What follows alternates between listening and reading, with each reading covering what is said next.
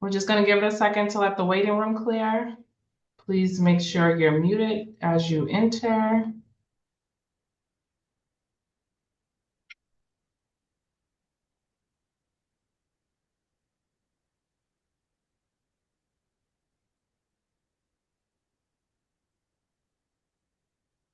Apex is on, sorry.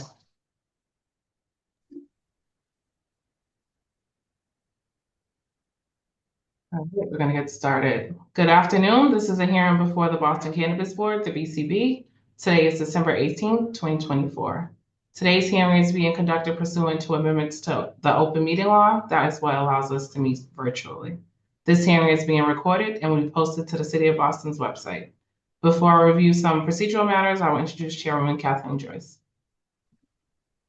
Thank you, Jasmine. Good afternoon. My name is Kathleen Joyce, chairwoman of the Boston Cannabis Board, excuse me. Today I am joined by Commissioner Gabriel Camacho, Commissioner Ramon Soto, Commissioner Sonal Gandhi, and Commissioner Lisa Holmes. Thank you, Chairwoman Joyce. My name is Jasmine Nguyen, and I am the Boston Cannabis Board Manager. We are also joined by Luke Santos, who is our Cannabis Licensing Specialist. While the public is encouraged to attend, there will be no additional public testimony accepted. I will read each item into the record as they appear on the agenda. We will then hear comments from the board members. I will then ask for a motion if there's any questions to the motion, and then there will be a vote. Each board member has the ability to grant with conditions, defer, reject without prejudice, which means the applicant can return anytime with an application at the same location, or reject with prejudice, which means the applicant cannot reapply at the same location for 1 year. We will start with the first matter. The licensee is Silva Therapeutics. The license premise is 717 to 724 American Legion Highway, Rosendale. The license type is a co-located recreational retail, medical, manufacturing, and cultivation license, and they're seeking a change in beneficial interest. The licensee seeks approval from the BCB to acquire additional investors and redistribute the ownership interest in the entity. Are there any comments about this transaction from the board members? All right, seeing none, Chairwoman Joyce, is there a motion? I'll make a motion to approve the amendment as requested. Is there a second? Second. All right, all in favor? Aye. Aye. And none opposed. So the petition is granted. We will now move to our new license applications. The first one we have is Zeb Boutique LLC. The proposed license premise is 1524 to 1526 Dorchester Ave in Dorchester. The license type is a retail recreational cannabis dispensary license. The proposed hours of operation are 10 a.m. to 9 p.m. 7 days a week. And this is a non-equity applicant. Chairwoman Joyce. Jasmine, you mentioned that they haven't finished the community process. Correct. They have So with the Phil's Corner Civic. Yes. okay, I make a motion to defer our final vote on this until the community process is completed. Is there a second? Second. All in favor? Aye. Aye. And none opposed. So this matter would be deferred until our January voting meeting.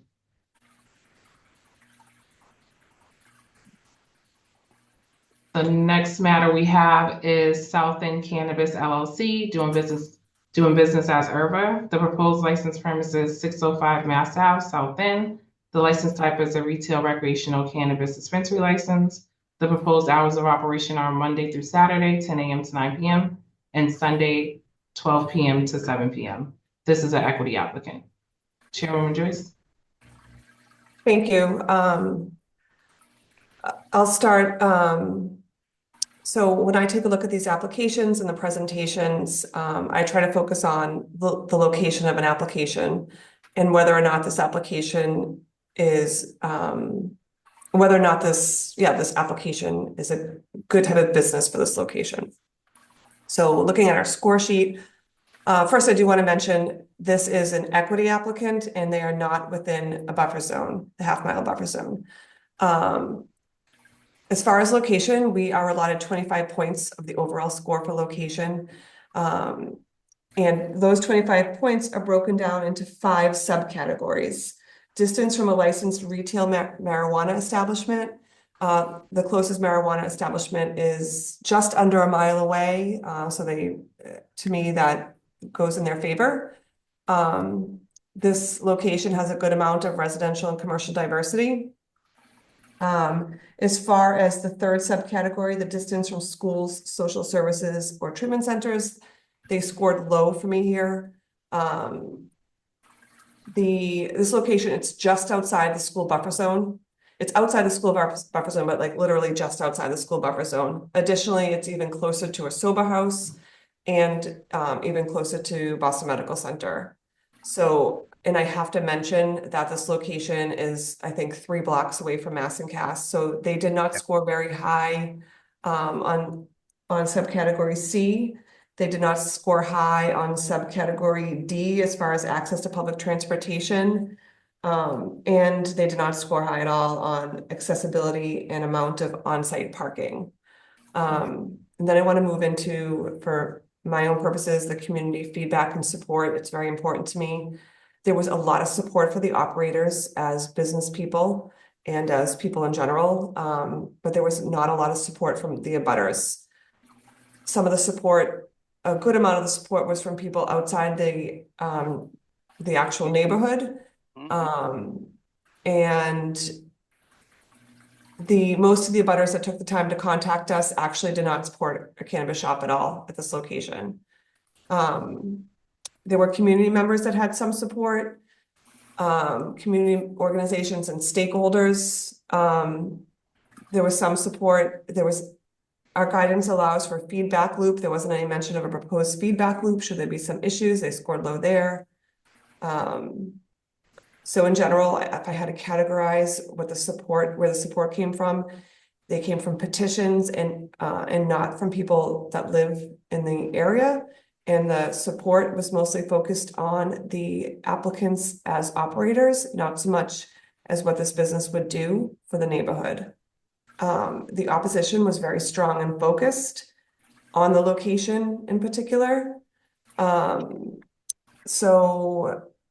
And I want to mention, this discussion today for me is not about the benefits of cannabis. I think this board's already established there are benefits of cannabis.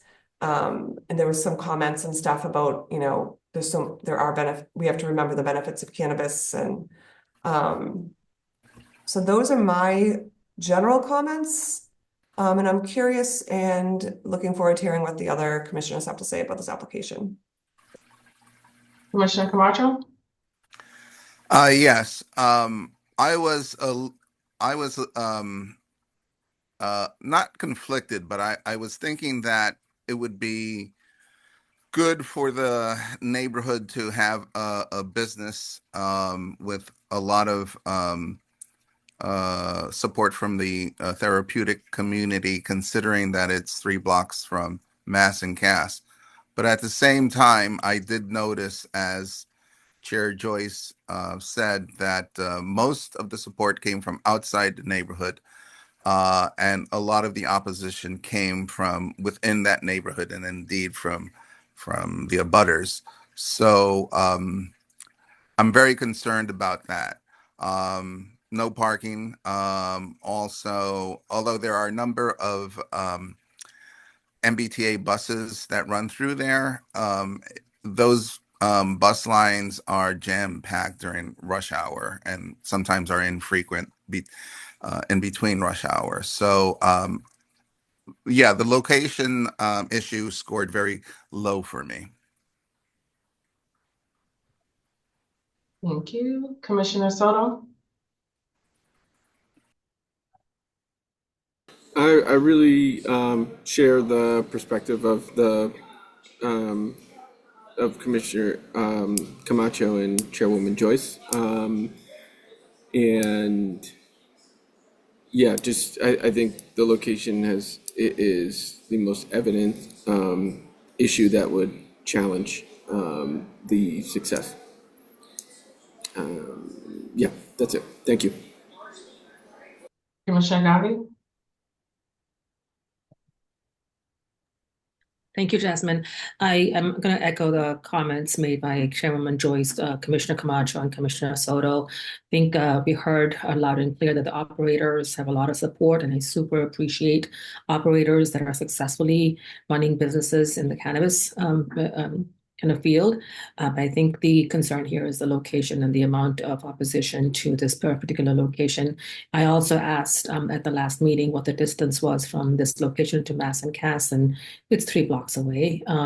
So I think I fully agree with the concerns and comments that have been raised previously. So I won't add more to that, except to say that I do agree. Commissioner Holmes?